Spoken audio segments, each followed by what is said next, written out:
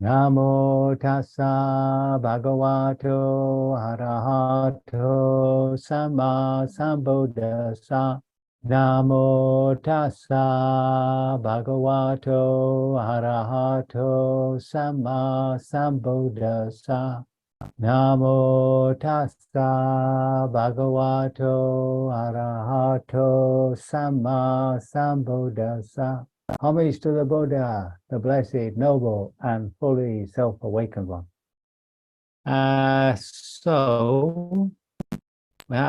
chosen this topic of courage, but I mean, really, what we're talking about is fear, isn't it? Overcoming fear. Now, fear is, I would argue, is the most fundamental of our emotional states, dependent on delusion. Yeah. So this delusion of a self, it's created a self which feels uncertain because, sickness, aging, and death, and all that, and therefore it has this fear about itself, and it reacts to this fear by making itself safe, and that's when we start accumulating stuff. So money makes us feel safe. We've got a big bank account, lots of friends, and power, of course, and lots of pleasurable things to do. So we keep our mind off these horrible things. So this fear of death, or fear of sickness, etc., aging, and all that, it has this effect of making us try to escape it, and of course, this is one of the great awakeners. That this was the awakeners that drove the Buddha to seek liberation, sickness, aging, and death. So it obviously plays a big part in our lives, and it shapes our behavior. When we're in any situation which is dangerous or stressful or in any way a challenge. So it's something we need to deal with, and I'm sure all of you have to some extent or other. And it won't go, you see, until the very last moment when the self is destroyed. So it's going to be with us for a while. And we have to see it as a friend. I mean, after all, it is trying to protect us, right? And so we have to give it a hug, and then we have to sort of open up to it, get the feel of it, and not run away from it. So of course that running away from it is the panic, isn't it? So if we consider the amount of fear that we have as a measure of the delusion of self, every time we undermine this fear, we're undermining the delusion of self, right? So there is a plus to it. And in fact, the Buddha in the Dhammapada, verse 39, tells us that in the end, all fear would disappear. This is what he says. For one who has awakened, whose mind isn't agitated, whose heart isn't tormented, and who has abandoned both merit and demerit, fear does not exist. So once the mind has been silenced and the heart calmed, and there's no attempt to create karma based on a self, me creating stuff, then fear's completely gone. So the prognosis is good. This is what we have to keep remembering. Now, psychologists have delineated 6 areas of experience where we experience fear, and I'm indebted to Gwen for this, who runs the monthly meeting on climate change, climate crisis. So it's the physical, the social, moral, emotional, intellectual, and spiritual. This is sometimes where we need to find a certain level of courage. So the physical, I think, is pretty straightforward, just straightforward, the fear of pain, fear of debilitating illness, etc. So whenever that touches us, we come across this fear, and it's being able to sit with the fear, allow it to arise, pass away. That's the courage, the internal courage. Of course, some people have to find that physical courage in daily life. I'm thinking of sports. A lot of sports demand physical courage, especially boxing. I don't know if any of you have a I've done a bit of boxing, but you definitely got to have a bit of physical courage there. And then there are occupations, you know, soldiering. If we think of what's happening now in the Ukraine, both sides demands a physical courage. Even the police at sometimes need that. So this identity with the body is profound. Yeah, I mean, you can't be here without one. So, I mean, it's the physical representation of our existence. So it's important that we, whenever this comes to us, that we really turn towards it, see it as a friend, see it that it's actually trying to protect us, and almost get comfortable with the feelings of fear. That's the big thing. Not to push it away. So we may use that as a sort of questions of ourselves. Has there been a time in our lives when we've been physically timid, when we should have done something? And how do we feel about that? Is there some guilt and shame that we haven't worked through? And then, you know, to make these silent inward resolutions that if it's demanded of us, we'll do our best to manifest courage. So that's the physical part. The social part, usually it's to do with feeling embarrassed in a meeting. So you don't want to ask a question in case people think it's silly and stuff like that. So we're afraid of criticism, you know, saying something which other people will jump down our throats for, things like that. Even sort of expressing ourselves to neighbors, to a neighbor whom you know has a different opinion or a different understanding. So that sort of social courage is sometimes, you know, sometimes that really we have to try to express. So, I mean, obviously we have great examples of that, you know, Martin Luther King, Nelson Mandela, all these people who are out on demonstrations, which are getting to be more and more policed and more danger of being fined and sent to prison. And of course, when you think of countries and the amount of courage you need, like for instance, that terrible time in Iran, where the morality police murdered that young woman, and the tremendous repressive measures that the government took, you know, even capturing people and then hanging them. We've got, of course, Russia. So you've got a man called Kara-Murza, who is a political activist, journalist, author, filmmaker, political prisoner. So he spoke against the present war, and he's ended up in jail for 25 years. And unless Putin is somehow got rid of, he's going to be there for 25 years. And then, of course, there's that Russian opposition leader, Navalny, who's, I think, tremendously courageous. It's unbelievable, really, whom Putin actually tried to poison. Even if if you look back into Russian history, the misery of the Russians is unbelievable. I don't think it's quite remarkable, and yet they find this courage through. If you remember Stalin's time, when the samizdat, when they were writing poems and all sorts of stuff and passing it on bits of paper to friends, trying to keep the resistance alive.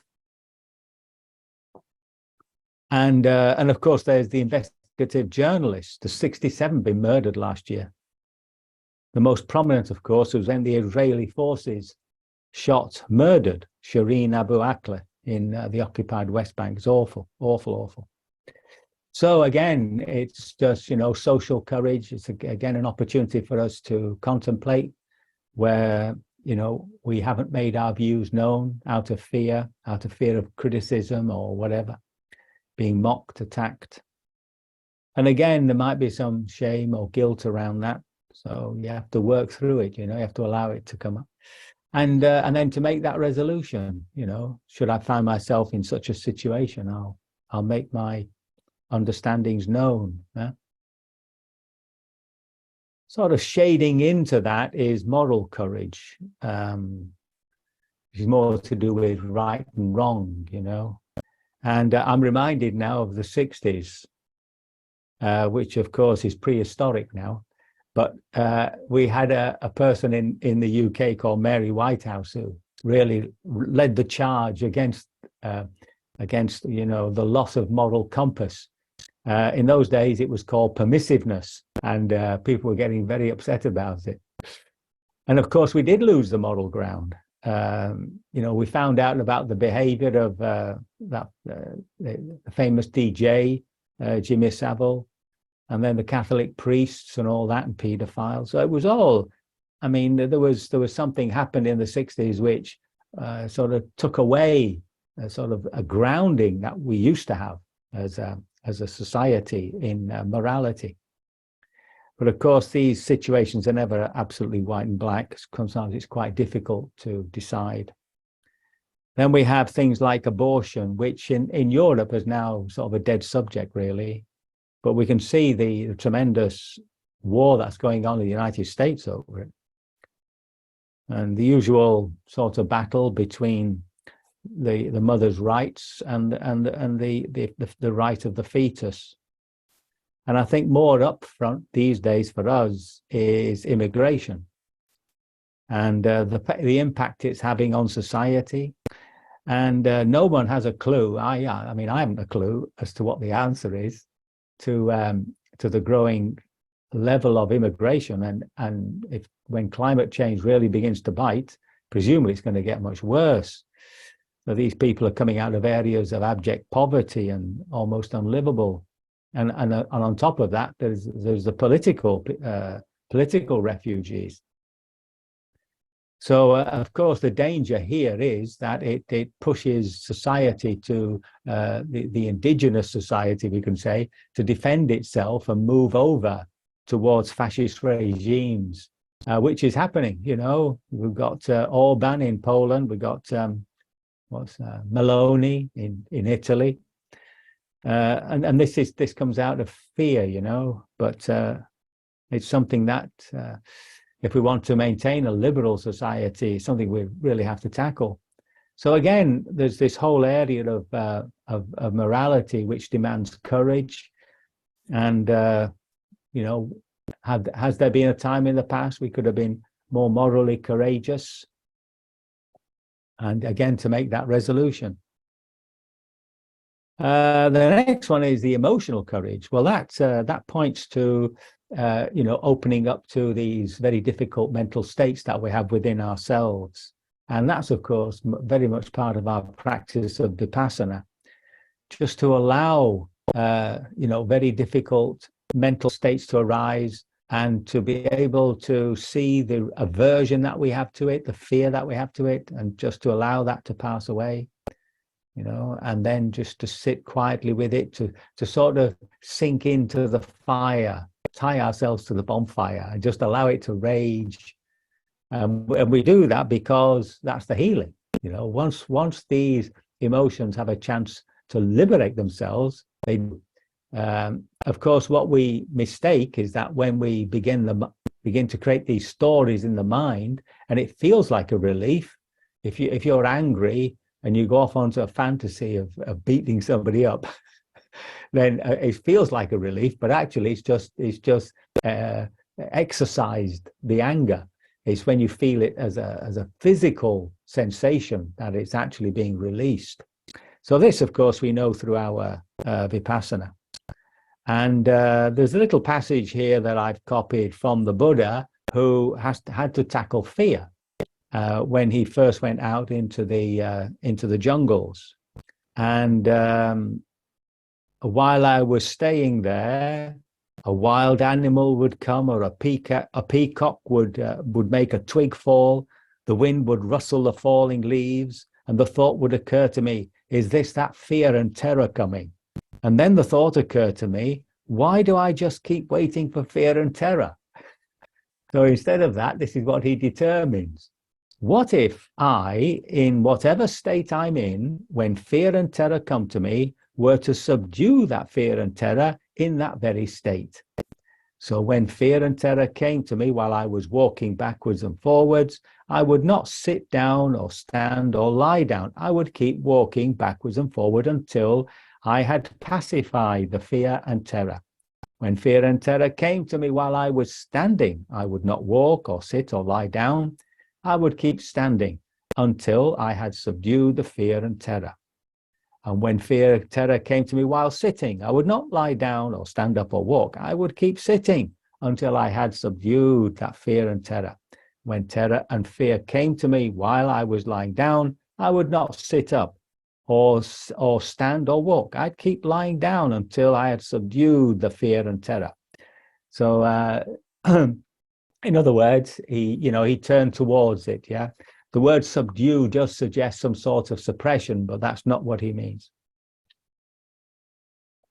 So again, if we have a specific mental state that arises that we find very difficult, to find, if it comes up at a convenient time when it's just you by yourself, whatever, just to be able to move into it and stay with it. And then there's the intellectual. So here, oops, just a minute, we've got something wrong here. Then there's the intellectual. So recently here in the UK, we had a Professor Kathleen Stock, who's a philosopher and a gender critical academic. And she's been hounded out of the university that she worked in. And there was a whole rumpus at the Oxford University asking her to be cancelled. And she basically stated in her book that trans women are not, it's difficult to say, are not the same as born women. Let's put it that way. So that's created quite a rumpus, and of course she lost the job and everything from it. So this whole area is one where people, have to have the courage to speak their truth, you might say. It's a sort of dodgy area because it depends which way you're looking at it. One of the should we say, paradoxes of this particular argument is nobody complains about a woman who becomes a man, a gender, changes her gender to a male. And I presume that because there's not much problem with that. So if a trans man walks into a male toilet, it's not a problem for the men. And if they happen to be in the same sport, boxing or something like that, it wouldn't be a big problem for men. But on the other side, it's obviously some women feel threatened by it, in hospitals, in toilets, and in sport, So it's a difficult area, and we need to think about it because there may come a time that we have to, express our views, our opinions, and feel free to do so. I mean, here in the West, we have that freedom. Interestingly enough, I was just got here in Hindu or Buddhist countries, and I think also true in the Far East. There isn't this obsession with sex at all, and the funny thing is that in the East, Buddhist especially, there's a sort of myth that you're much better off to become enlightened if you happen to be born a man. So many women make the determination to be born a man in the next lifetime. And there was a case in Sri Lanka, which is the opposite, where a Catholic bishop became a Buddhist. And towards the end of his life, this is, I think, going back to the 60s, 50s, 60s, towards the end of his life, he determined that he wanted to be reborn as a woman. So he began dressing as a woman and sort of trying to change his gender before he died. Anyway, it really is just a case intellectually of, really being able to hold our views and opinions just a bit more lightly, to see them more as perspective. If you hold on to your views and opinions too strongly, I'm right and everybody else is wrong, then there's always conflict. But to be able to be open to critique, to have your views challenged, even nuanced, I mean, that's really takes courage. And then finally, we have the spiritual courage. And there's one little example here, which I think is it really affected me when I found this out. When the Inquisition started, and they attacked the Cathars, the Albigensians, down in the south of France, what's today's the south of France. There was an occasion where about some escaped from the first town that was attacked in Béziers, and they ended up in a place called Minerve, which was a heavily well-fortified small town with a river running through it, etc. And there was a certain Simon de Montfort who was really quite a cruel soldier. Anyway, they were eventually conquered, and he just kept lobbing stones at them, you know, with a catapult. Anyway, when they finally collapsed and they entered into the town, they built a big bonfire, and 140 Cathars threw themselves onto the flames. Now, that's courageous. And ironically, there is a monument to that right in front of the Catholic Church. So I thought that's a bit cheeky. So in our actual spiritual practice, there is, remember, this whole process of renunciation, of letting go, letting go, letting go. And really, this idea of Nibbana, you know, it's a sort of shady idea. The Buddha tells us it's the highest happiness. It's absolutely, you want it when you've got it, but we don't know what it is. And in the Christian tradition, they talk of the mysterium tremendum and fascinans. So it's the mystery which is both frightening, makes you tremble, and yet it fascinates you. Yet you want to find out what it is. So it's going to take some courage, because it's like you're walking backwards towards a cliff. You know there's a drop coming somewhere. You know you've got to let go of everything at some point, but you don't know when it's coming. And you haven't a clue what's going to happen when you actually fall off the cliff. So there's a bit of anxiety, fear, existential anxiety around the whole process of spiritual practice. So again, whenever that sort of fear comes up, we just turn to it, the usual thing, give a hug. It's only trying to protect us, and make a determination to continue with our practice. So these 6 areas just give us a way of examining the whole idea of timidity when fear comes, and courage. There is another side to this, which I'll tackle on another talk, and that, of course, is the courage of forbearance, the courage of patience. And the Buddha has a lot to say about that. Yeah, very good. So I can only hope my words have been of some assistance, that I have not caused confusion, and that by your ability to stay with fear, to overcome fear, you will be liberated from all suffering sooner rather than later.